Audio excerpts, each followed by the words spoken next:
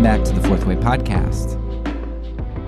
In this episode, I had the privilege of speaking with Cody Cook, who is the author of the upcoming book, The Anarchist, Anabaptist.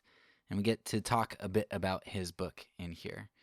And he's also authored quite a few other books, a couple of which I've read, and two of which I highly recommend, especially in relation to this topic here, anarchism. Not quite as much Anabaptism, but What Belongs to Caesar and Fight the Powers were both really helpful. And what I love about Cody, well, there are a couple things I love about Cody. One thing is that he does keep things pretty simple. If you read his newer book on Christian nationalism, it's not quite as simple. He digs a little bit deeper there.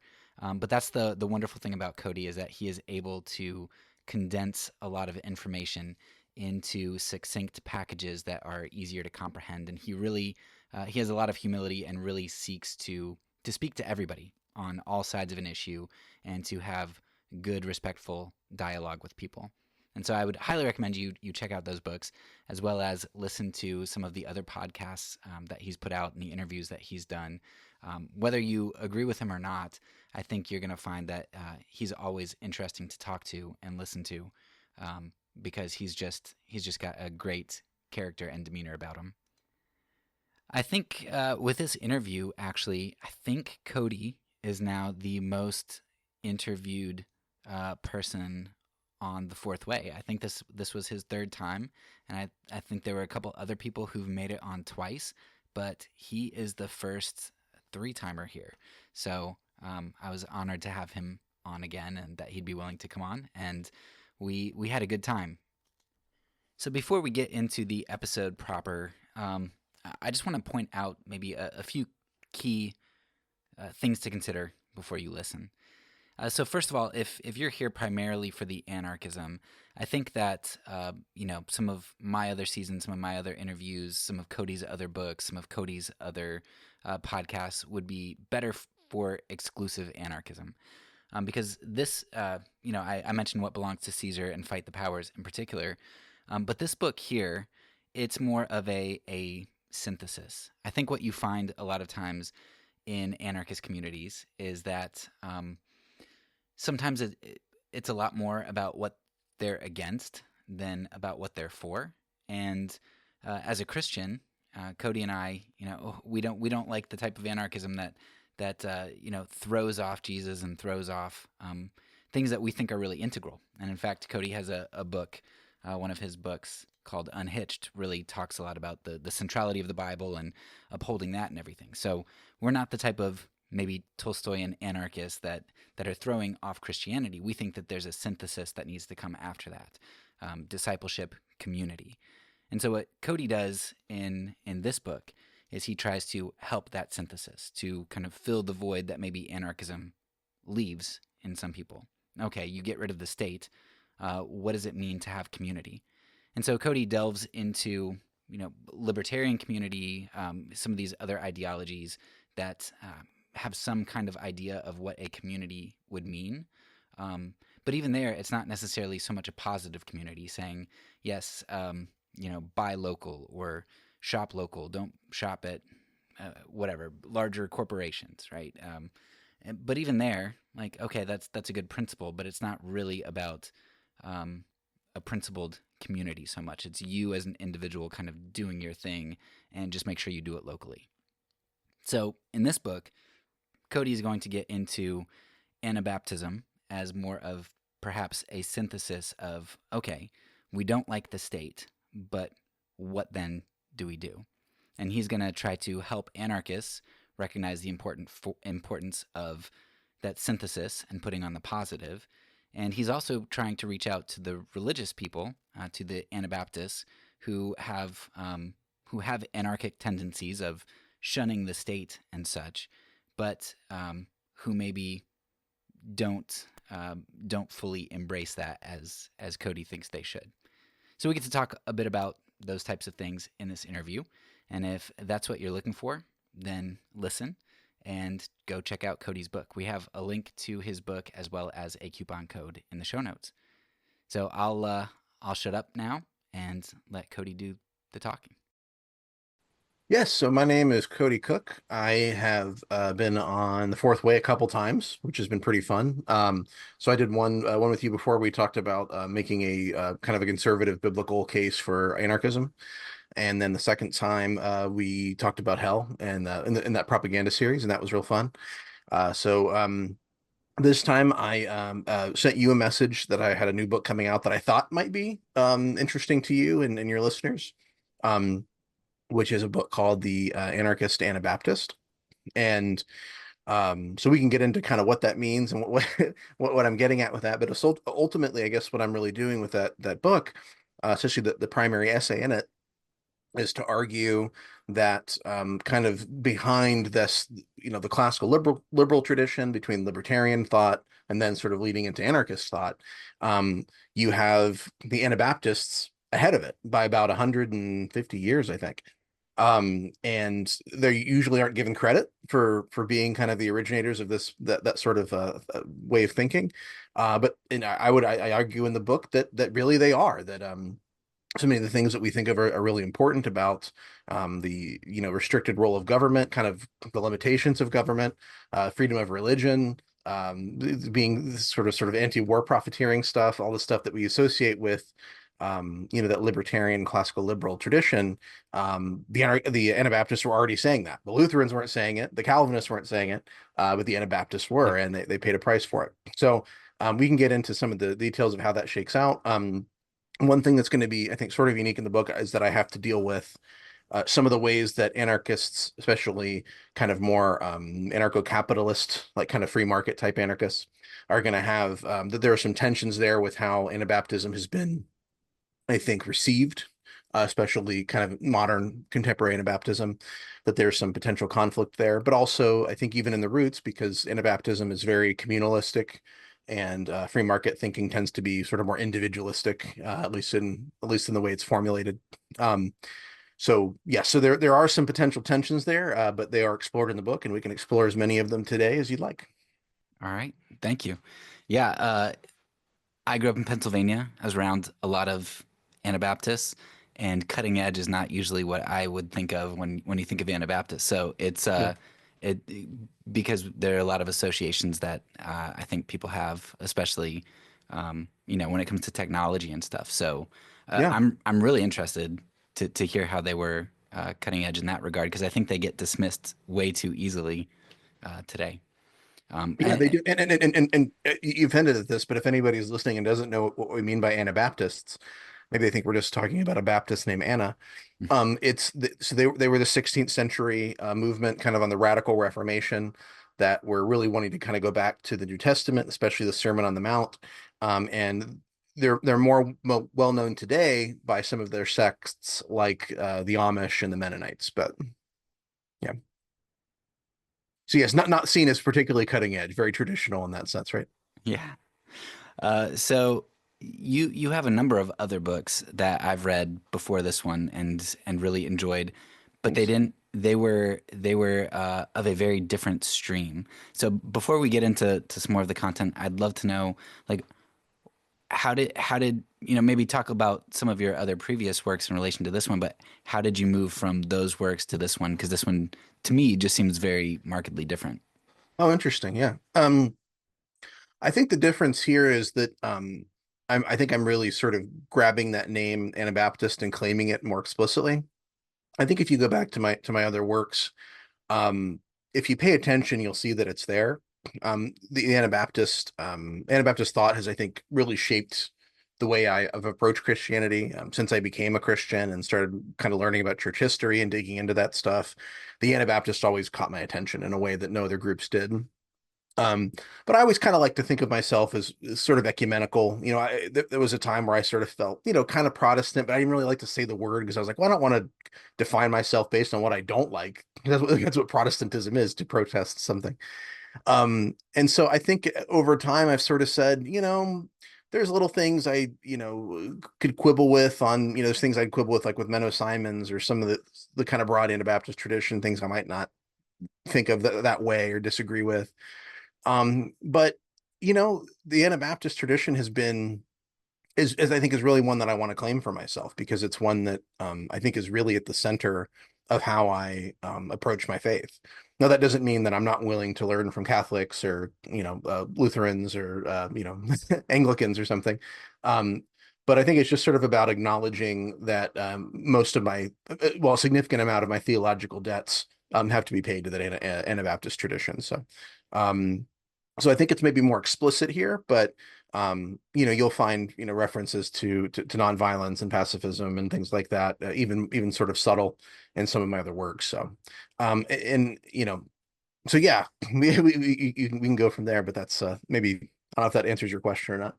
Yeah. No, no, no. And I'm sorry, I don't want to get bogged down in all of this history. I just think I think that your background helps a lot with Hmm. understanding a little bit more about the book. So last question, then we're gonna get to your book. Okay. Um, so for you, because I know for me, as a pacifist and anarchist, even though I would not consider myself Anabaptist, though heavily influenced by them, I know that it was a progression for me, and for me, pacifism came first. So I'd be interested in just hearing, and maybe there were some other issues for you too, but like what came first, the chicken or the egg? And like obviously here, the chicken is pacifism because they're catwords, and the egg is anarchist because they like to throw things. Yeah, as much as I appreciate like the sort of pietist tradition of conversion and stuff like that, um where I am today was not necessarily something that I didn't really get there from like these kind of just single moments, where everything changed. It's kind of been slow. My conversion to Christianity was kind of slow. I had to kind of work it through a little bit. And so there were, I think, maybe pivotal moments if you look back and say, okay, well, here's when maybe I opened up in this way or whatever. I think about the time when I became actually Trinitarian. I was taking a class in the Book of Acts, and that opened up to me, because before that I was like, I don't know about the Holy Spirit being like a person, and so that sort of becomes part of that Christian journey. As for like kind of pacifism and anarchism, it was the same thing. It was bit by bit for me, and I think both regards. Like, I think I was anti-authoritarian first, but that was kind of there's a little kind of a memoir section of the book where I talk about kind of my journey there. But my anti-authoritarianism was like really not consistently thought out. I would kind of bounce back and forth between kind of right-wing libertarian constitutionalists to kind of like far left, like kind of Black Panthers, Abby Hoffman type stuff. Um, and so, but I think when I first kind of heard about the Anabaptist and the pacifist tradition, I thought, not sure if I'm a pacifist, but I'm really there's something about this that's really attractive, and the way that sort of commitment, that level of a fidelity to the Sermon on the Mount and to being willing to suffer for their faith. And so, like I said, it was little by little. They all sort of come together eventually, but it's a bit like I don't know. They're kind of like you think of like chainmail, right? We have all these pieces that are interconnected, and you sort of push on one link, and the others pull along with it. It was a little like that for me. I think it wasn't one thing here and then the next thing comes fully formed. It was bit by bit. How Oh, about you, that's by the cool. way? Yeah, yeah, that's not how my brain works. Okay, so what happened I with go you? piece. Yeah, for me it was pacifism. I mean, um, just recognizing the the 2016 election, and Mm, recognizing just a lack of integrity and mm, like just people being willing to compromise and be consequentialistic. It threw me back to the Bible. Um, and I was also a deacon at that time, so working with the poor and just seeing our ethic towards towards poverty and such, and not being a fan of that. When I went back to Jesus's words fresh, um, yeah, I embrace pacifism, and I think it's very hard to be a pacifist who isn't an anarchist, because the government, I mean, runs on violence. But I think you could be an anarchist without being a pacifist. well, yeah.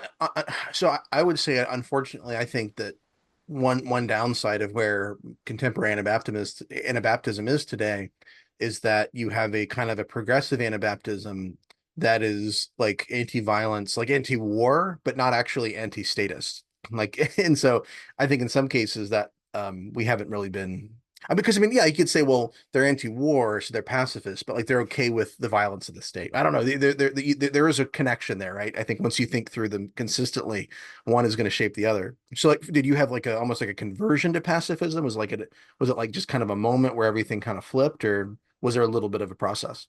I mean, yeah, there was a process of, and again, it really was working with the poor and just Yeah. recognizing that like something's not right. Like this Christendom, just like there's something not right with it. Mm-hmm. Um, and I've talked to a number of other people. One of the guys at Sattler College, can't think of his name at the moment, but talked with him. He was in the Air Force, um, Dean and Taylor? no, it wasn't him. Oh, okay. Wasn't Dean Taylor. Okay. Yeah. Um, and he was just, yeah, it was for him. He's like, yeah, when you see poverty and you recognize, um, uh, oh, now I can't think of his name either. But anyway, I talked to a number of people who have worked with the poor, and so many people who work with the poor come out as pacifists, and Hmm. there's a connection there somewhere that I haven't It's pursued, but interesting. yeah. Yeah, you should think about that a little bit more because I'd like to see like an essay or something from you explaining what you think that connection is. That's fascinating. Yeah. Yeah. Yeah, maybe one day. I'm not as prolific as you. You write books like every 6 months. Well, when you're not concerned with quality, you can write a lot of books. Yeah. Oh, speaking of books, let's actually get to your book here. Okay. I've been a Protestant my whole life, Mhm. kind of by default, born into a Christian family and stuff. And like you mentioned, we like to talk about kind of what we're against a lot of times, and we like to think that we think for ourselves. We're very independent minded. But we don't like the idea of being bound to blind tradition. Yeah. Um, but in your book, you said something that is ambiguous enough that I want you to like elaborate on it here because I think when you get into poetic language, it's very beautiful and deep, and I want you to unpack this. So you talked about how Protestants just ended up putting new wine in old wineskins in regard to government and religion. What do you mean by that? And I think this is a really important because this is what a lot of your book ends up focusing on. Yeah. So I don't recall using that metaphor, but if I didn't, I should have because I think it's a good one. You did. I took it Okay. from your book. Okay. Awesome. Oh wow, this is even better than I thought it was. All right, so I mean, I've said before that kind of thinking about in terms of what makes Protestants different than like Anabaptists is that the Protestants vowed to go back to the Bible. They got back as far as St. Augustine in the 400s, and they said this will do. And so why didn't they go further? It's tough to say for certain, but I suspect that the allure of influence was part of it. So like let's say that you're Martin Luther, you have this conviction that you're willing to die for. At your heresy trial, you say, I neither can nor will retract anything, for it cannot be either safe or honest for a Christian to speak against his conscience. Here I stand, I cannot do otherwise. God help me, amen. Right. And so that sounds like, that emphasis on personal conviction is so important, right? Freedom of conscience, Luther becomes like this, I think, really kind of a symbol of that, being willing to die for your beliefs and being willing to stand up to the state and be an individual. But okay, something happens though. And what happens? He's got these princes, these leaders, these rulers of government, and who, probably for their own self-interest, they're saying, well, we'd like to get out from under the Pope's thumb. We're going to make this territory Protestant. Can your theology protect our power and influence? And so, Luther's kind of faced with this situation, even that maybe, let's say maybe he is willing to die, but he wants his message to spread. He thinks that it's important. And so I think he compromises. I mean, any qualms that he has, I think ultimately kind of go out of the window as he rationalizes that position that he's in. Or maybe he just genuinely believed that only his views deserved toleration, which, you could maybe see at the time that was sort of the way they thought about it, that, well, you tolerate the truth, but you don't have to tolerate lies. Lies should be put down with violence. Um, but so yeah, I mean, after all that stuff about conscience and freedom from unbiblical tradition, I ultimately what happens is they just create a different kind of church state synthesis and it looks a lot like what the Catholic Church had been doing. So there's this sort of claim to go back to the Bible, but they're kind of just doing the same thing. Um, the one difference is I think nationalism becomes kind of a new feature of European politics because of the Protestant Reformation. And so, in that and Luther's anti-Semitism, you can draw a pretty straight line to Hitler, unfortunately. Um, and we can kind of talk about this. So, your background, I'm trying to remember, are you Lutheran or? Yeah, so I grew up like Bible church Baptisty, but been reformed for the last 15 years. Gotcha. So Okay. Presbyterian. Presbyterian. So, yeah. And, with the Reform, the Presbyterians, when we talk about Anabaptism, there's some interesting connections here to think about the way that sort of these dominoes fall, at least for the Anabaptists. To be an Anabaptist means to be a rebaptizer. And so what they basically said was they, well, okay, well, maybe I'll go back just a little bit. So there's a reason that the Protestants all agreed with Roman Catholicism about infant baptism. And there are theological arguments, and I'm not going to, undermine, what value there is to those. But there's also a political argument for it. And the political argument is when you are baptized as an infant, you are baptized into a Christian society. And so who doesn't get baptized into the Christian society? Well, it's Jews who are not really considered citizens. And then suddenly Anabaptists, these people aren't baptizing their babies into their Christian societies because they say, well, there is no such thing as a Christian society.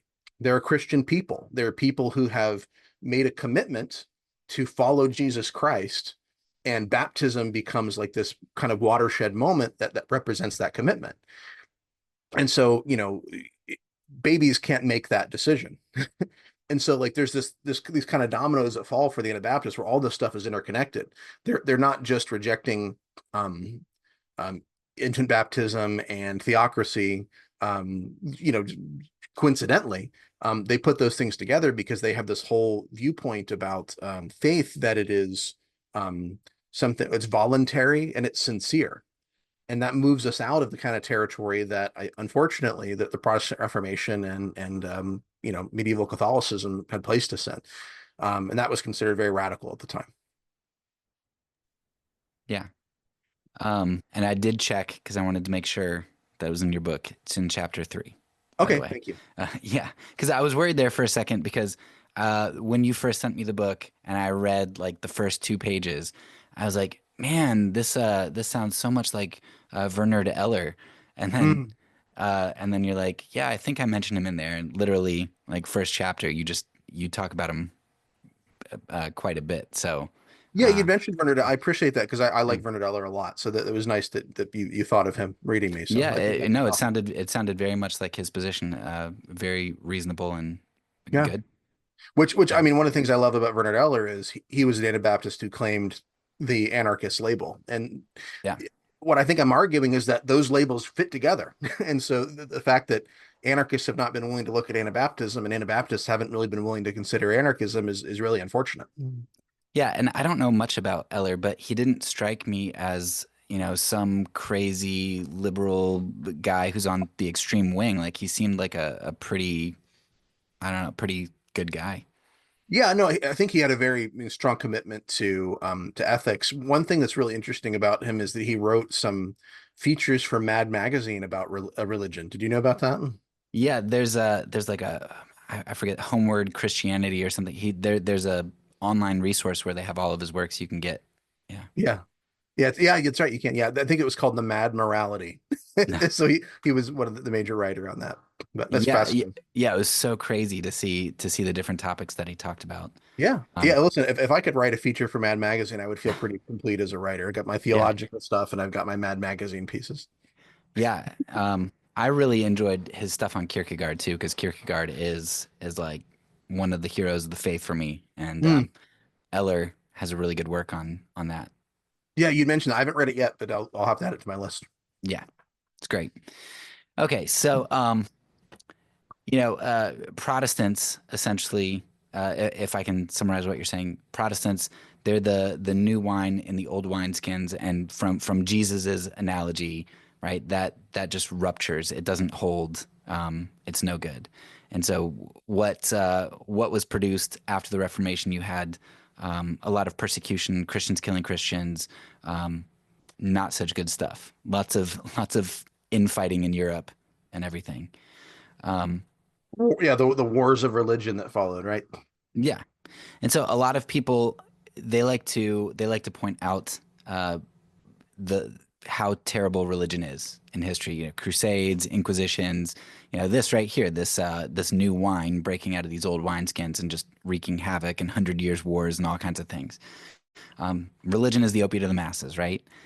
But I think something that often gets overlooked, which is where you're coming in, right? You're talking about religion and a baptism, right? Saying that this is a love, peaceful religion.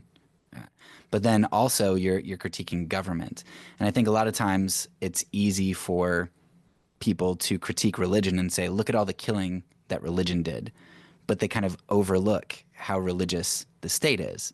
And I think you point that out in a number of places, but you talk about how the state essentially requires the same thing from us, and you do that by zooming in on this idea of the state as having a sacramentum, which is what it had in Rome.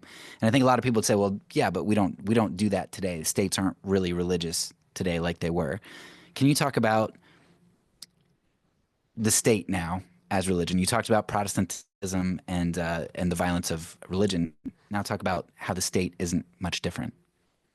Yeah, well, and I'll start by saying that I mean Anabaptism proves that religion is not the primary factor in this violence. The state is the primary factor in this violence. The belief in the state that we should reject a voluntary faith and a voluntary society because we need to have somebody who's in charge who tells people what to do, and if they don't listen, they need to die or be punished in some way through violence. Um, but I mean, just kind of on the opiate of the masses stuff. I mean, Marxist critique is a legitimate one if you apply it to civil religion.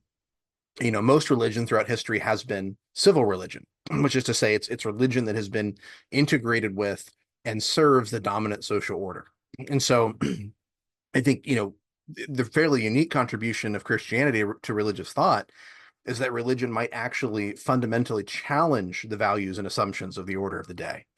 Um, as opposed to sort of just being, one component of what makes a society a society. You look at Rome and the way that they sort of approached religion, if your religion can fit into the Roman Empire and you can still be a, good citizen and obey Caesar, that's fine. But if your religion in any way challenges Caesar, that's a different thing altogether. And so that's, I think, what is unique about Christianity. And I think one example we see is what you mentioned, that the Christian use of the word sacrament or sacramentum in Latin.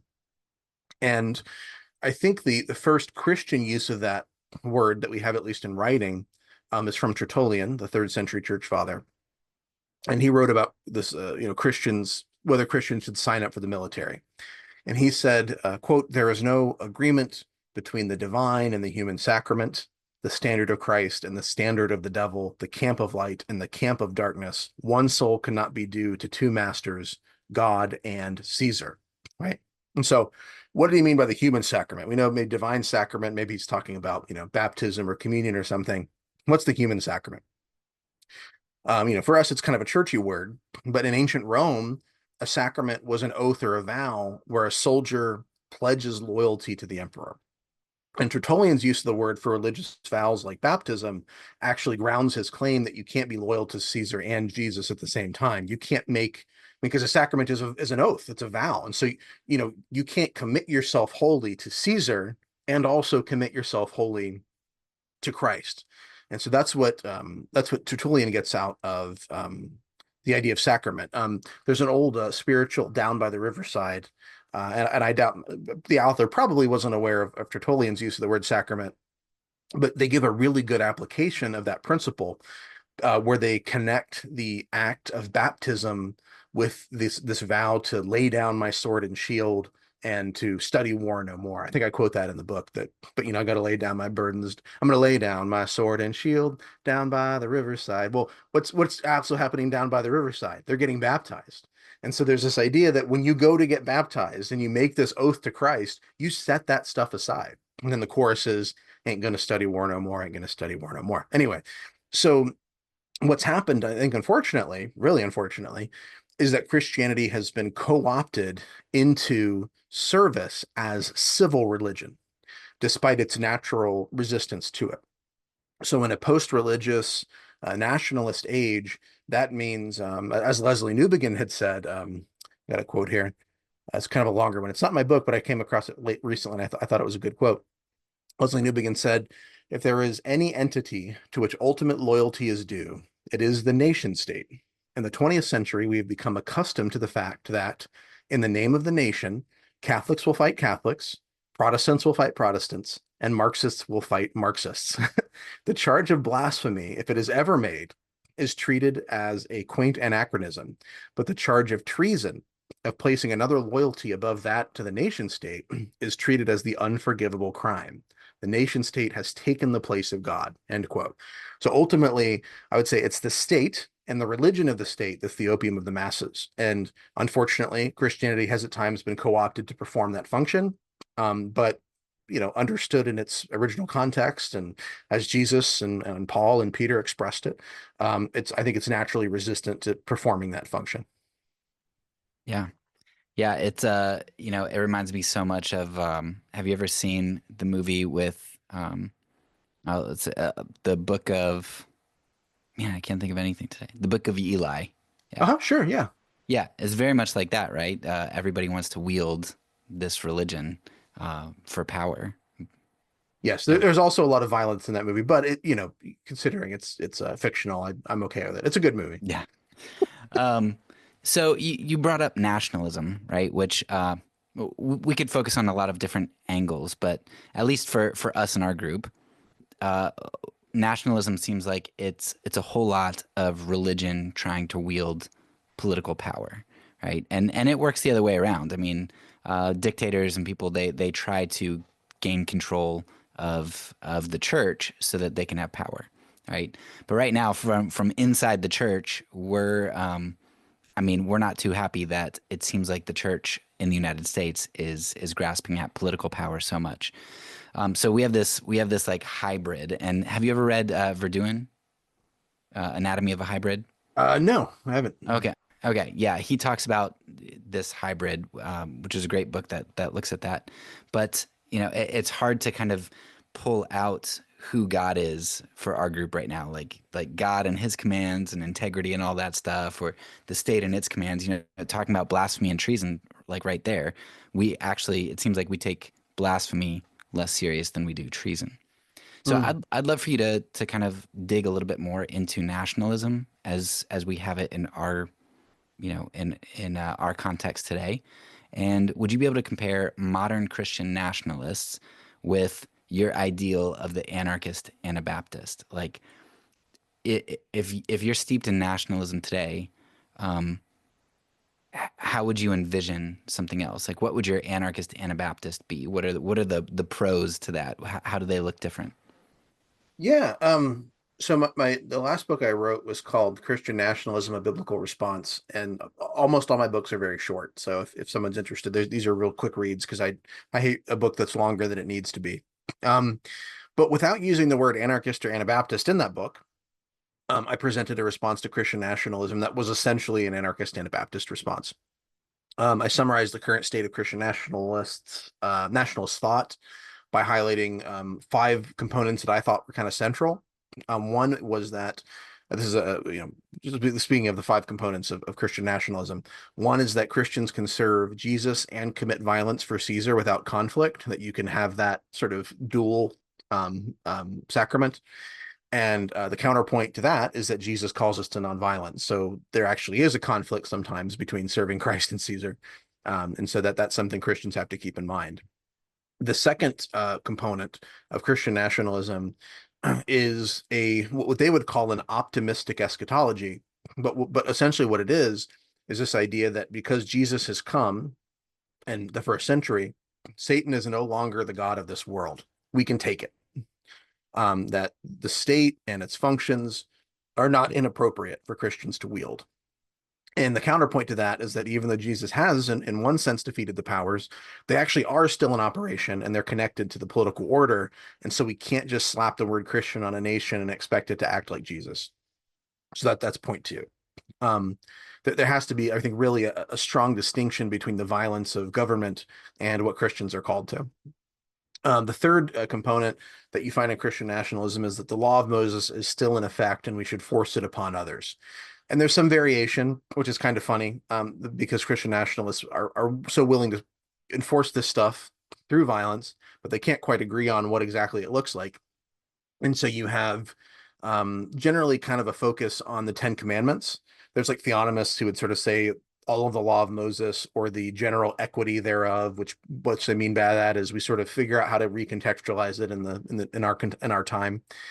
But there's some who'd say, well, maybe not all the law of Moses, maybe the Ten Commandments. And some people would say, well, maybe just the last six of the Ten Commandments, because you can't really force somebody to, love God with their heart and all that kind of stuff. Yeah, and I was gonna say like hardly any Christian adheres to the whole Sabbath thing. Right, there you go. Well, yeah, and there's some Christian nationalists who do, but of course they mean Sunday, but which the Bible never makes that change. And so the counterpoint to this idea that the law of Moses is still in effect and we should force it upon others is no on both counts. The law of Moses, I think, remains divinely inspired wisdom, but it's basically one of the conditions of a covenant that's no longer in operation. So if even Christians aren't expected to keep the law of Moses, it's doubly wrong for us to force it on non-Christians. Um, the fourth component of Christian nationalism is that God wants to keep distinct people groups separate. And the counterpoint to this is basically just the gospel. It's the reclamation of all peoples and the invitation for individuals of all tribes and tongues to leave behind their old loyalties and to join the multi-ethnic kingdom of God. So that's the counterpoint to that. Now, Anabaptists are not necessarily, well, they weren't saying like, let's get rid of the state and by force. There is kind of a hint that perhaps as the gospel grows and everyone is saved, maybe the state becomes vestigial. But insofar as there are people who are not obeying Christ, it's almost like pagans have to have a way to deal with each other. Is kind of how they thought about it. But when you think about what the church is not, the well, what did Rothbard called the state is like the predation over a territory, right? The predatory principle over a territory. That's not the way that the gospel works. The gospel is not concerned about either predation, violence, nor is it concerned with territory. It's the gospel isn't going to say, well, we're you know there are white Christians and black Christians, there's American Christians and French Christians. It's all, we're all part of the body of Christ. And then the last thing I think that you'll find in Christian nationalism is the idea that if something is true, that people should be forced to accept it. And the counterpoint to that is that not every truth should actually be backed by force. For instance, it's the truth that The Last Jedi was the best movie in the third Star Wars trilogy. But it doesn't mean we should try to, take down people who disagree with that or silence them or put them in prison, right? Should we keep the Sabbath? Should it be Saturday? Should it be Sunday? Can women cut their hair? Can Christians eat meat sacrificed to idols? Maybe there may be very clear, right or wrong answers to these questions, but are they questions that we're actually willing to say we have to use force against those who disagree with us? And the biblical model is to leave a significant amount of room open for conscience, and especially not to use violence to force our opinions on others. So that was, I think, kind of a long-winded answer, but I did want to cover, as well as I could, what I see as kind of the point and the counterpoint, Christian nationalism versus what I think an anarchist, Anabaptist response to those things would be. No, that's very helpful and succinct. Out of all those points, I guess the one that stands out to me, I can sympathize with a lot of those points from the nationalist perspective. It's like, okay, if you believe in objective morality and you believe that what you see in the Ten Commandments is objective, then like I get your point. I really don't understand. I think it was point four with the whole like keeping people groups separate. I just Yeah. I don't get that from really from the Old Testament. I can see a little bit maybe, but especially the New Testament and then anecdotal history, like all the terrible things that have been done from that perspective. Like how do they ground that one? Yeah, so there's a couple places that you'll hear them try to go to. So Paul talks about how God had kind of arranged the times and places so that he could plan sort of ahead his grace to the world. And they say, well, there you go. God made the borders himself. Um, there's something else that you hear. So I mean, actually, I'll start with that. Are you familiar with Bob Jones University, the kind of independent Baptist university in South Carolina? Yes, yes, a number of my teachers at my Christian school were from Bob Jones. So yeah. Yeah. Yeah, and I had a couple who were from there as well. But yeah, up until was it maybe 20 years ago, they had an anti-interracial dating policy. And not that you could tell because you couldn't even hold hands or anything. That was also against the rules, but um, their rationale was it was like kind of a separate but equal mentality. I was like, well, we're all human beings, and the gospel's a call to go to everybody, but God drew the lines. Yes, of course, we, also, got in boats and picked those people up and brought them here, but God drew the lines. And so, um, so I think there's a sort of sense that you can really believe in equal dignity of all human beings, but also believe that you should keep these people groups separate, keep the bloodline separate. I mean, maybe that's better than like just sort of straight up racism, but it's still, pretty bad. Um, I've heard some talk about, and actually, I've heard, I think progressives make a mistake too in interpreting this passage and Revelation, where it talks about all the different tribes and tongues worshiping together. Um, I've heard some on the right and some progressives suggest, well, look, the tribes and the tongues, they're all worshiping God, but they're doing it separately. The text doesn't really say that, but the rationale of that is, and you, like I said, you hear this from progressives and you hear this from the right, that we don't want to be mixing the cultures, that God actually intends for the French to be the French and the Nigerians to be the Nigerians and the Japanese to be the Japanese, and we should infuse those cultures with Christianity, but we shouldn't be mixing them. I mean, never mind the fact that that's something we've been doing since, time immemorial, and you couldn't straighten it out if you wanted to now. But that's the kind of, I think, rationale that you get from that is they'll try to say, yes, of course you're right, the gospel goes to all people, but God still is really interested in keeping people separate. I don't buy it, but that's what they argue. Yeah, yeah, there are a lot of things that, you know, I could say to that. It just, yeah, it doesn't make sense. But um, thanks for unpacking that. Yeah. Uh, so, as we think a little bit more about government and nationalism, one of the reasons that nationalists are so adamant about their position is because they think they are doing God's work. And I think a lot of them truly believe that they are doing that. And a big part of their grounding is that, hey, look, the government is ordained by God, right? They're servants of God, ministers of God. So we need to use that. It would actually be negligent of us and sinful of us to not pursue that. So I think Romans 13 is so misunderstood, and there are 10 different ways to go about it, and I've come at it and I've read about it from tons of different ways. But I think that what you argue in this book, one of the arguments you put forward as a possibility, I think it was the first time that I actually saw this argument. I don't know what you call it, the argument from sarcasm. So I don't know if I really buy it. I think some of the other arguments are stronger, but I think it was a really interesting one. So I'd love for you to um, maybe talk about the argument from sarcasm, but then also maybe give what you think is the strongest argument to dismantle Romans 13 as used by nationalists. Yeah. So, I mean, a decontextual surface reading of Romans 13 has Paul telling the Roman Christians to be subject to the governing authorities because they've been established by God and they're only a terror to wrongdoers. They're not a terror to those who do right. But if you've ever read more of the Bible than just this chapter, or if you're simply an adult who pays any attention to the world around you, you know that the state is very often a terror to those who do good. And here's the thing, Paul knows this too, because he worships a man who is wrongly crucified by both the Jewish and the Roman authorities, even though he was literally sinless. So are rulers a terror to those who do good? Yes, of course they are. And not only that, Paul's people have a history of being cruelly oppressed by different, I mean, by the Babylonians, by the Persians, by the Greeks, by the Seleucids. Paul himself has been whipped, stoned, beaten nearly to death on multiple occasions. I mean, unless he's saying, well, that's because I was doing wrong. Was he doing evil? No, he wasn't. He's spreading the gospel.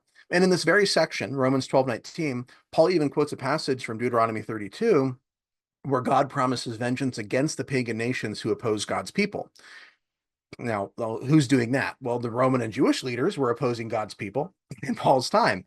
So there's even like in this passage where he goes on to say that rulers are not a terror to those who do good works. He puts in this little seed, this little hyperlink, and he says, "Well, go back to Deuteronomy 32 to see what I mean." And then you go back to Deuteronomy 32, and it's like, yeah, these people are wanting to oppress God's people, and God's going to judge them. And that's that whole passage about um, oh gosh, the is mine to avenge. What does it say? I'm the you got to help me, Derek. Um, Sorry. Vengeance is mine, saith the Lord. Yeah. Yes, there we go. Thank you. I could, for some reason, I couldn't put the words together. So, in this passage where Paul says all this stuff, he has this hyperlink to this other passage that says the opposite. So, why in the world is Paul saying that rulers are not a terror to those who do good? He 100% knows that isn't true. Is Paul lying? Like, what's he doing here? Some have suggested that he's talking about the ideal government, the way government is supposed to work. And I think that could be part of what's going on here. But there's a scholar named T.L. Carter, and he has another proposal that I find persuasive. He argues that Paul is using irony. Um, I think I call it the argument from sarcasm. You're right, but T.L. Carter, he's a little bit more subtle. He calls it the irony, the argument of irony. And so in describing the state in its ideal form as it presents itself, there's a contrast that's created between the reality and the ideal that's so ridiculously comical that Paul's hearers will know that he's kind of being sarcastic. So if Paul says the state does this, and everybody knows that they don't do that, Paul's not BSing them. He's not lying. So I think Carter argues he's using irony. Um, there's also something else that's happening here, which is if the letter is to get into the hands of authorities, they're going to read that and they're going to think Paul's being sincere, and they're going to see Christianity as not subversive. Um, and so while it's true that Christianity didn't pose a violent threat to the empire, they sought to live peaceably with all men, to obey the laws whenever possible. It's not true that they saw the state the way that Rome demanded that they do, which is that they're only doing good all the time. They had one Lord Jesus, and he would vindicate them against their enemies. That is what Paul is saying when he goes back um, to Deuteronomy 32 there in his passage in Romans 12:19. So um, that's kind of my basic pitch for the argument from irony, is that if we all agree that what Paul is saying is not strictly true, then we have to figure out what he is doing. Um, So if if you follow the argument from irony that Paul is being ironic there, mhm. how do you make sense of like his commands, whatever, pay taxes or to give what is due them? Because it sounds like is he then saying, well, no, don't give what is due them? Like, does he break off the sarcasm there? No, I don't think so. I mean, I think if you were to ask Paul, should we pay taxes, he would say yes, and I think he would give the same argument for why that Jesus gave. If you remember the story about the coin that was in the fish's mouth, Jesus says, well, essentially the system is corrupt. Nevertheless, in order to avoid offense, let's pay it.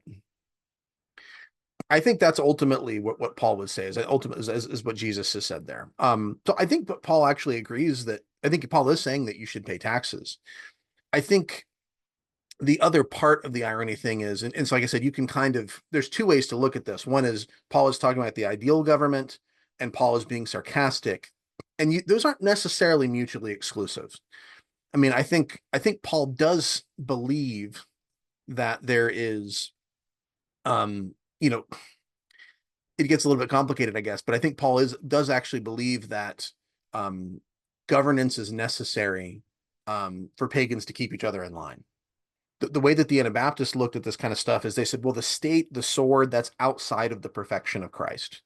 So what made Anabaptists interesting and unique was that they practiced nonviolent correction. So they had, the band, they had discipline, church discipline, but it was always nonviolent. And they said, well, that works for people who are filled with the Holy Spirit. That works for Christians and people who are in union with Christ. It does not work for pagans. Pagans are going to have to use violence against each other. And I think, Paul ultimately thinks that's probably true. I don't think that Paul would deny that. Um, so yeah, it's I understand what you're saying, that there's does the irony sort of continue all the way through? I think even if you don't take the irony view, if you don't, I think you said you don't really see it as maybe the most probable reading there. Would you say that it's like maybe the ideal government ideas is what he's getting at, or what do you think he's doing there? Um, yeah, so I it's not that I don't necessarily think that the irony argument is bad. I just haven't mulled it over enough. I mean, it was very Well, new. you can say it's bad if you think Yeah. it's bad. I'm Well, just like no, I'm no, I wondering how you don't do because it. Paul uses hyperbole and some other things at other Right. places like that help to make a lot of sense of some of the things he says elsewhere. Um, so I think it would be par for the course for Paul to do that kind of thing. I just I just haven't thought about it enough through. I I think I think Romans 12 is just a huge aspect of it Right. for me. So if you view it holistically and just see he's telling Christians what to do, they're living in a world where the state exists, and okay, just like live peaceably, whatever, as best you can. Um, and then right after the state, he says, love one another. Like, so love each other in all these ways, even love your enemies, don't do violence. This is what the state does. They do that kind of thing, right? But you try not to have them terrorize you. All right, just go love each other. Um, Yeah, no, and there could be this kind of idea, like, because I think Peter says something about this too, where he says, if you're doing everything right, you'll be left alone. And he's like, but maybe you won't. He's yeah, like, but nevertheless, still try to do everything right and keep, keep a high reputation among all. There is this thing. I mean, it's Romans 12 and 13 is so complicated because there's a lot of threads running through it. And so, like, yeah, if you start back at 12, you have Paul saying, don't repay anyone evil for evil, do what's right in everyone's eyes. He quotes this passage in Deuteronomy 32, which is about God judging those pagans who are sitting in judgment on Israel. And so, like, okay, so is that part of what Paul's saying? Is Paul saying that the Christians are under persecution from Rome, from the rulers, and that he's kind of putting in a subtle hint that God actually is going to take care of that? Well, like, that's possible. But then there's that whole thing about the vengeance, right? So he says it's mine to avenge in chapter 12. And so you don't avenge, God will avenge. Then you get to 13 and he says, well, the magistrate is an avenger. So that's kind of saying, okay, well, um, don't avenge because God will, but then actually God might use the state to do that. right. Like, is that what he's saying? Or is he saying that God is actually going to judge the state? And it's like there's all these sort of ways that you could go with it, because there's so much that Paul is doing here and so many little references and the kind of threads that run through it. We'll sort of plant this word here, here, and here. Um, so I mean, I'll admit that I don't maybe have like a totally simple, like, easy answer to what's going on in Romans 12 to 13, but I do think that irony is at least something worth considering, just because we know that Paul knows this isn't true. And we Yeah, have to come up with an explanation for why Paul is saying something that he knows is false. And yeah. maybe the hyperbole just covers it. Maybe it's the ideal, but yeah, it's Yeah, tough. I would add maybe two things. I think the you versus they language Mm, is helpful. In Romans 12, it's all you do this, you, mm, and then when you get to 13:1, he's like the state, they, government, they, and then right after he switches you love, you, and right. so there seems to be a distance, which you can explain in a number of ways. But the other thing that I think is interesting is, like, if you look at the word for minister there, I think that it is like in the Septuagint. You want to go verify this, but I think that in the Septuagint, that's um, what God calls Nebuchadnezzar in the Old Testament, And That could be. I wanted to say when you were about to say that it was Cyrus, but it might be Nebuchadnezzar. I believe it's isn't it just Diaconus? I don't remember Um, because I it was so long ago that I what did is it? my episode on it that, yeah, I don't remember. I Yeah, don't want. it's Diaconus. And if we had a lot of time, I could actually tell you every time because I got my Bible works up right now. I could tell you every Yeah. time it shows up in the Old Well, Testament. I'll talk for like 30 seconds or a minute, and maybe that'll be enough time. But there's a passage in the Old Testament, and pretty sure it's about Nebuchadnezzar, but where God is talking about how Nebuchadnezzar is going to be his minister, and then it actually tells Israel to obey Nebuchadnezzar or Hmm. submit to him, and that if they don't, there will be consequences. They'll be judged. And so you're like, I mean, Nebuchadnezzar is judgment on them, but then Nebuchadnezzar himself gets judged Yeah. later, uh, Let me see here. which So reminiscent of Isaiah 10, where yeah. the judger gets judged. So I'm seeing it show up in Esther. I see it in Fourth Maccabees, and I see it in Proverbs. Now that's the nounal form, but it could be that maybe an adjectival or a verbal form is Yeah, used. I'd and have to look at it. it might have also been just the English word minister, and it might not have been a Septuagint. No, you may be right. If I have a little bit of time, I'll look it up later and I'll let you know. Okay. Yeah. Yeah. All right. Cool. Um, okay. So, last question for you. And this one, I mean, 95% of your book, I'm like all on board with. Mm, Um, this one, it might not be that I'm not on board with. It might be like the irony argument where I just need to be, I just need some gaps to be filled in for me. yeah. Um, and so that would be the part of your book where you talked a little bit more about like economics and free market and all that kind of stuff. Um, and interrupt me if anything that I characterize what you say as is wrong. Okay. Like just to interrupt me and you can correct that. But it seemed like in your book you defend capitalism a bit, and I know you talked about like Roman wealth and their inequality and how that is drastically different than our world today, and how capitalism has really been a big part of what has helped to make our times better Hmm. in some ways. And I don't necessarily disagree with that. And I definitely agree that freedom and a lack of coercion are very Christian things. Um, but like I also understand that one of the reasons that the state exists and the reason that the Bible maybe, if Paul's not being ironic, maybe calls the state a terror to those who do evil is because like sometimes people who do use their freedom in bad ways, serial killers, people who commit injustice, right? The state uses violence against those people in return. Um, and so telling the state not to do violence, like you had talked about, one of the arguments is like Paul thinks that the pagans need to police the pagans type of thing. Yeah. So telling the state not to do violence just seems like it's talking against the natural order. It'd be like telling an apple not to fall off of a tree, right? But gravity is the natural law. That's kind of the way the world works when you're not.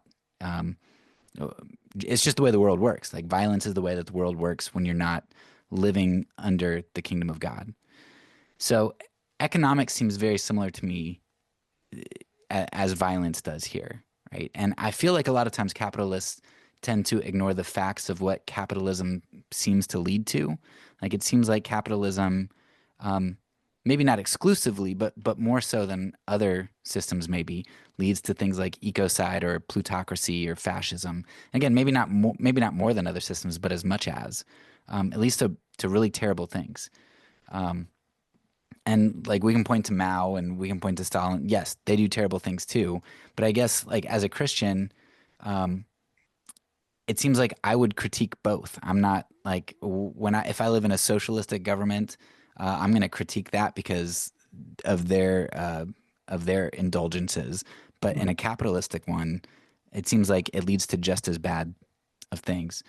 So I guess to make a long question short, why do you feel the need to defend capitalism so much when it seems like it leads to excesses and you're speaking into the void against a system that is trying like against socialism and other systems which are now trying to correct the extravagance of a pendulum that swung too far. Yeah. I mean, so there's so much I could say here. I'll start with something simple that maybe we'll come back to, which is that indulgence is not the same as aggression. And so if you can look at and say, wow, when people are free, they drink too much and maybe they sleep around, like, yeah, that's a sin. But like, what's this, what's the alternative to dealing with that problem? It's like, well, you can try to persuade them not to, or you can say, I'm going to use force and we're going to punish the adulterers and we're going to punish the homosexuals and we're going to punish the alcoholics, So it's like, what Lysander Spooner, I think he's a anarchist in the 19th century.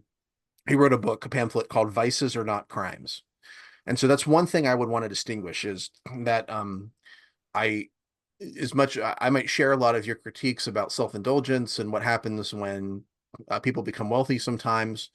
But I also would strongly distinguish between a vice and a crime, between indulgence and aggression.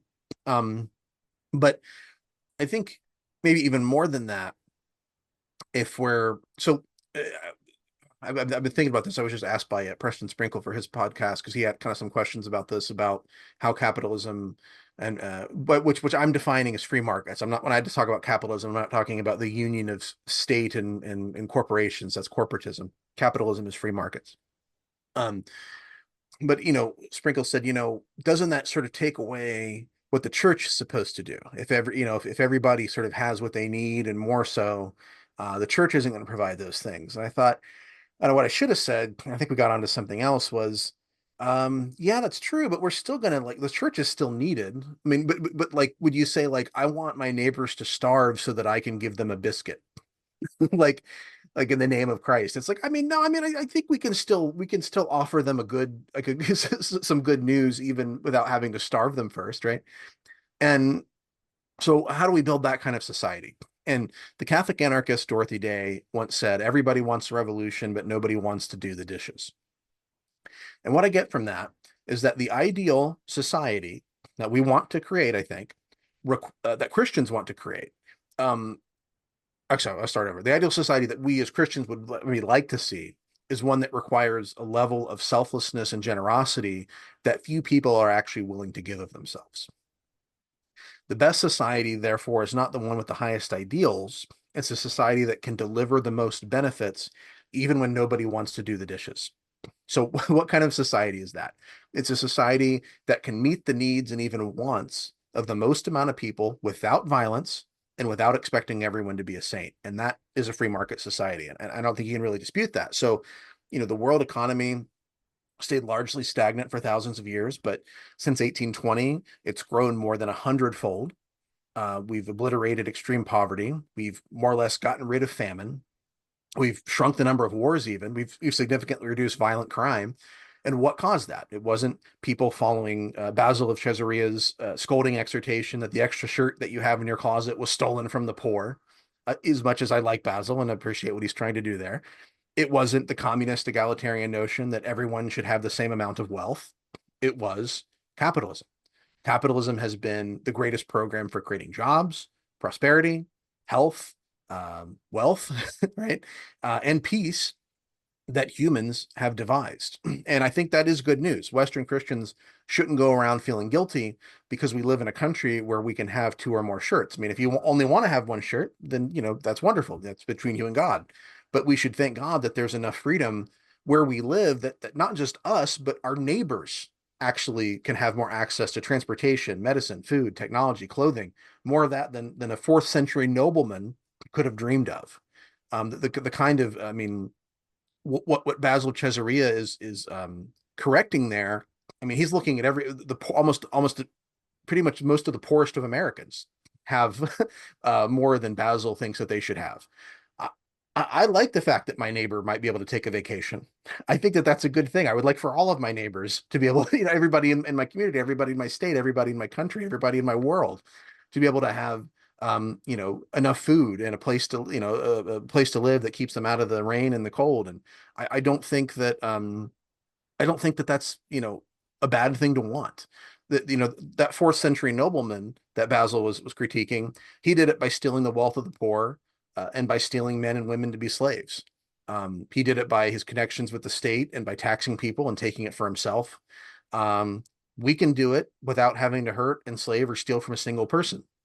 And so, and what's interesting is, you know, that a lot of that is done without generosity. But that's not to put down generosity. Christians are called to generosity whether we live in a rich country or a poor country. I think we should be interrogating our lives and our checkbooks to see if we're living for now or if we're investing in a future kingdom. Uh, and just to be very personal, I struggle to pay all my bills, but I still worry. I think, I should be giving more. I got to come up with a better plan. So I'm maybe, getting the kids McDonald's less and being able to, that, but I think that's a good thing to be able to think about. I may have all these things that other people haven't had throughout life, but I think we need to be thinking about what it means. Do we have too many shirts in our closet? And I think that's very personal. What I don't want to see is somebody from the state who says, I don't want to see Basil of Caesarea with a sword coming from house to house and saying, you've got too many coats, you've got too many shirts. And I think that's what we're suggesting if we're opposed to free markets.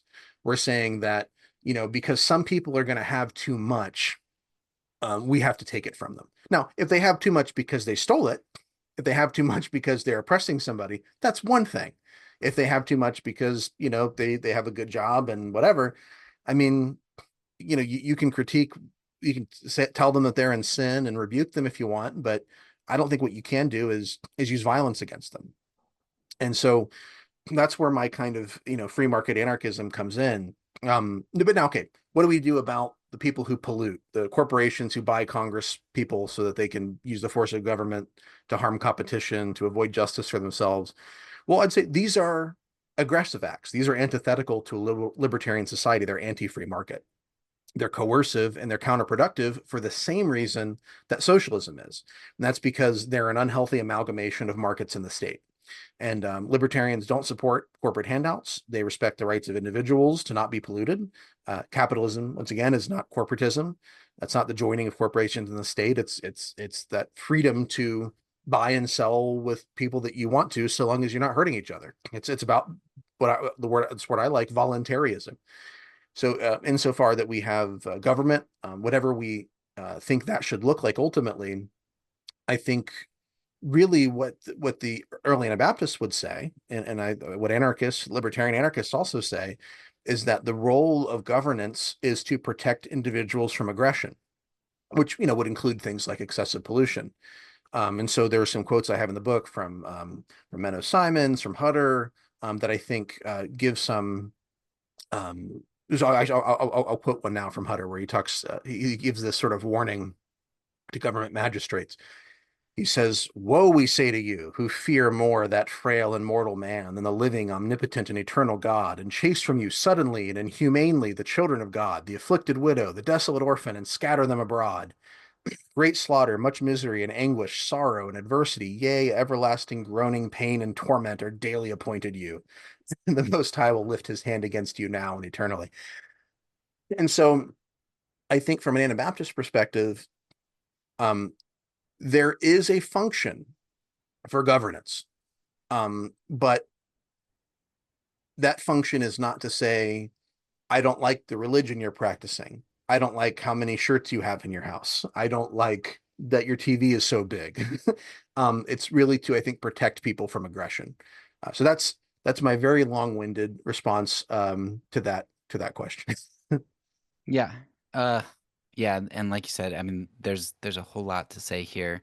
I'll just say two things. I think I'm just gonna disagree with you on um uh greed as non-aggression or what the words that use vices or like I Vices are not crimes. yeah, I mean I agree with that to an extent. Like somebody getting drunk on their own, that that's on them, right? That's a vice. Mhm. But there is at least some level, and I think it's very biblical. Even Preston Sprinkle bringing him up in his book "People to Be Loved." He's got this section that they say it's a terrible thing. It's the Bible says this. It's got this many verses on, and he's talking about greed, wealth, Mhm.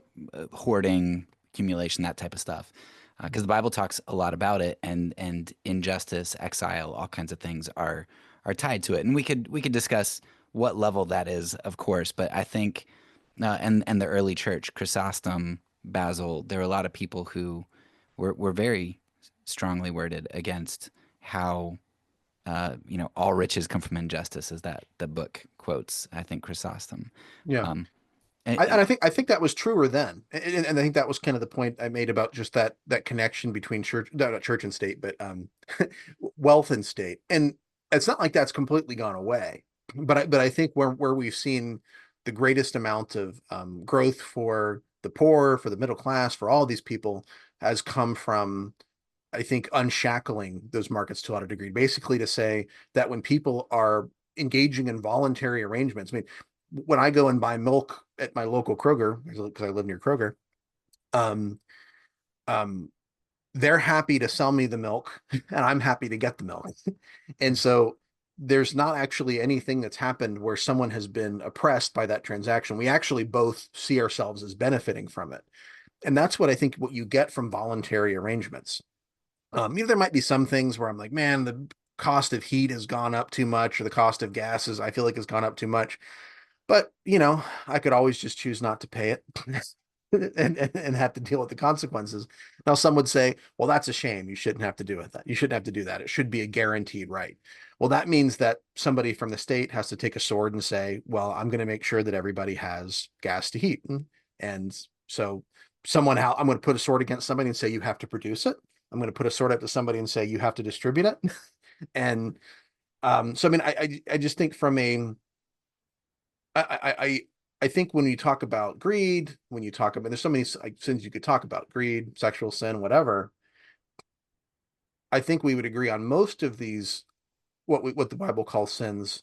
Maybe not most. I'm not sure what the number would be, but that we don't see those as things that the state should actually be using a sword or governance or whatever to enforce.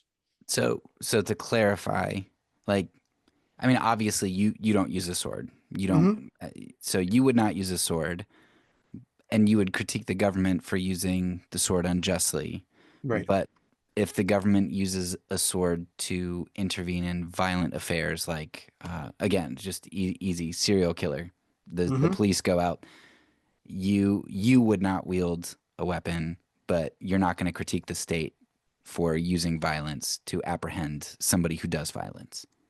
Yeah, I mean, I think there's a certain point, like if you're talking, do you blow up a city block to get a Right. terrorist, right? Yeah. But yes. I mean, so if But direct violence to the one doing the violence from the yeah, state. the least amount possible in order to make sure Yeah. that justice is done and that the innocent are protected. So then, yeah, I guess that would just be where we'd have to hammer out agreement in the future if we were going to talk about it. Would just be whether or not, and at what point does it become violence if corporations are, if it's a plutocracy, if they're controlling votes, if they've Yeah. hoarded wealth. What is it like? I have to pay for a roof over my head. I could pay for a cheaper one, but still, it's um, yeah, the housing prices and why the market is the way that it is. Like it's very convoluted, but Yeah. it sure Well, seems like there's violence being done. yeah, and I think there is, and I think it's being done by the state. So, in particular, why is housing so expensive? Well, it's so expensive because of the building codes that make it very difficult for houses to be built.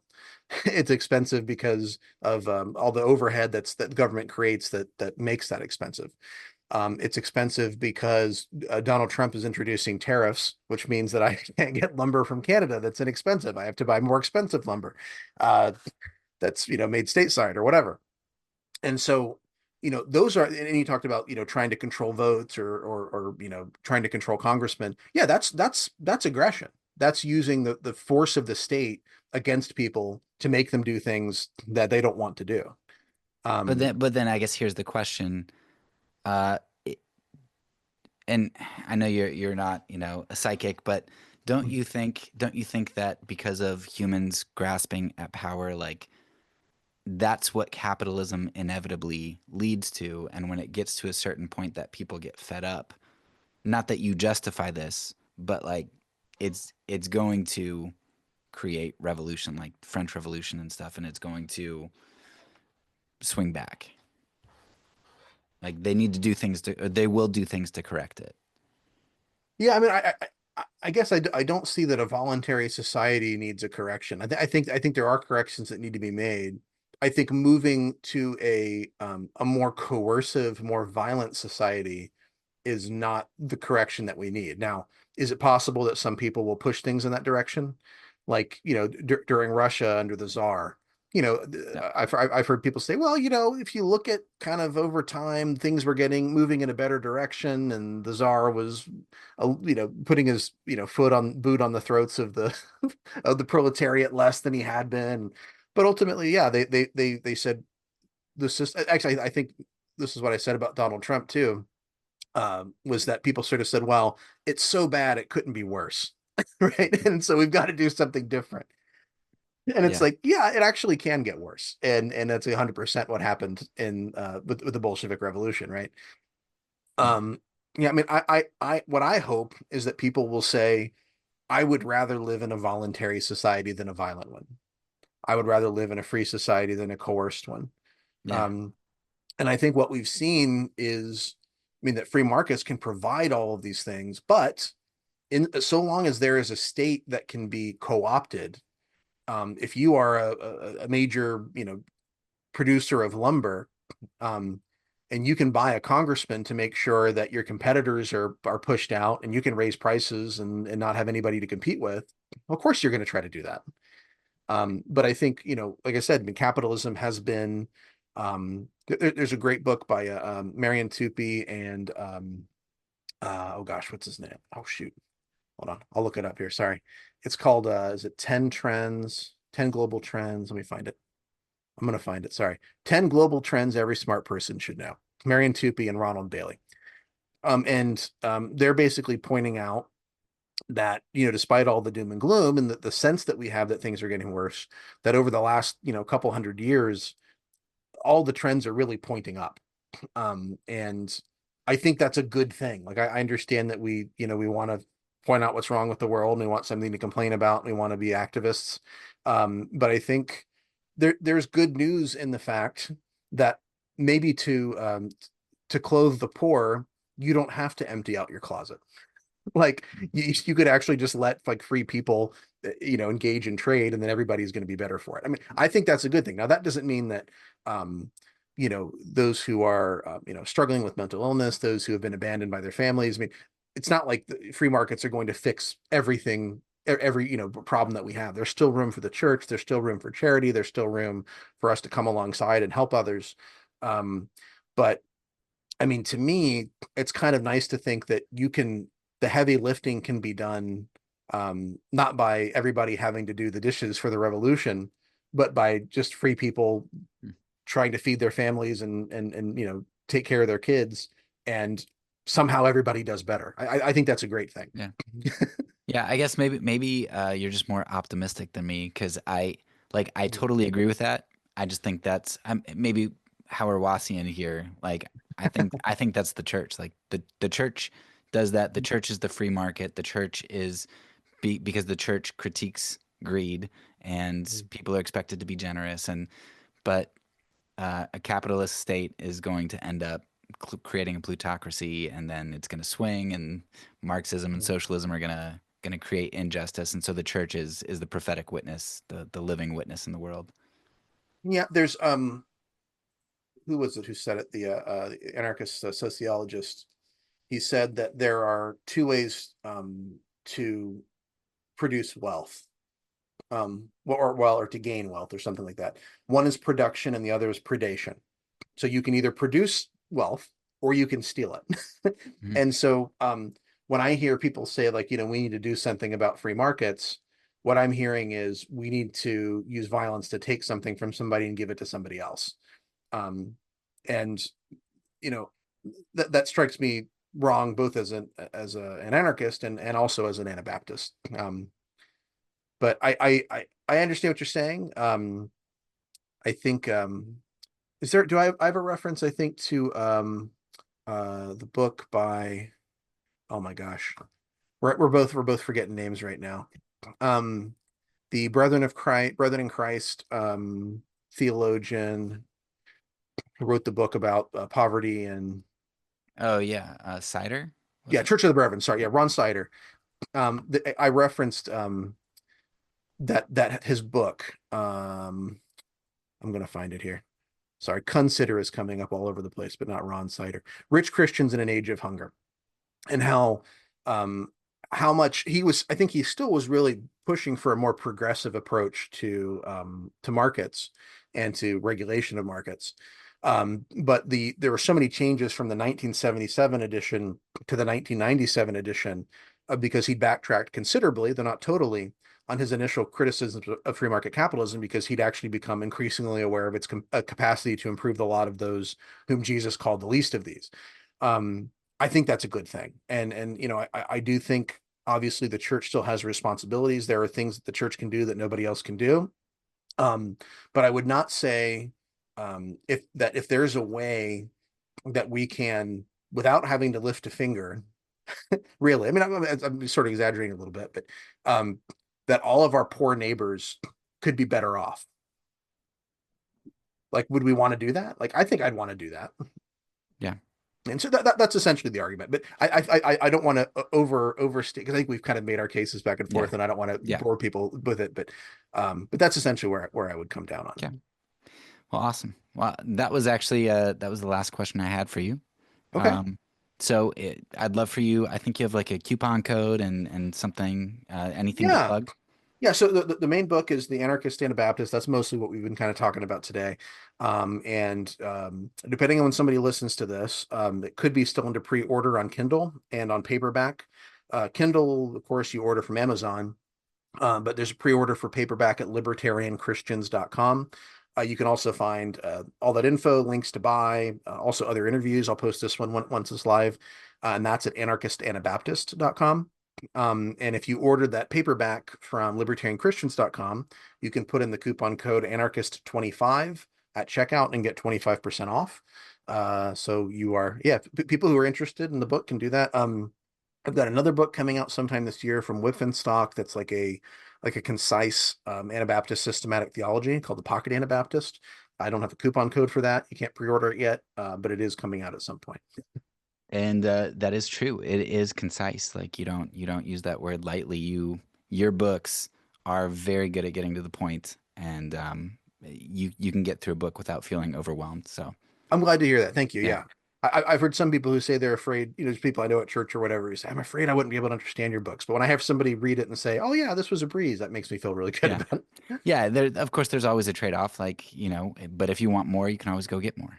That's true. So Well, and I feel like if occasionally you have to Google a word, that's not that big of a deal. Like if you're having to do that yeah, constantly or you can't like follow the flow of the sentence, that's a problem. But yeah, there's nothing wrong with occasionally having to look up a word. I feel like that's reasonable. yeah. You got to learn something. Yeah. All right. Well, thanks again for taking your Friday night to do this. Well, thank you, Derek, because like I said, I came to you with this and you took your Friday night to make time to talk to me. So I really appreciate it. All right. Yeah. Have a great night. You too. That's all for now. So peace, and because I'm a pacifist, when I say it, I mean it.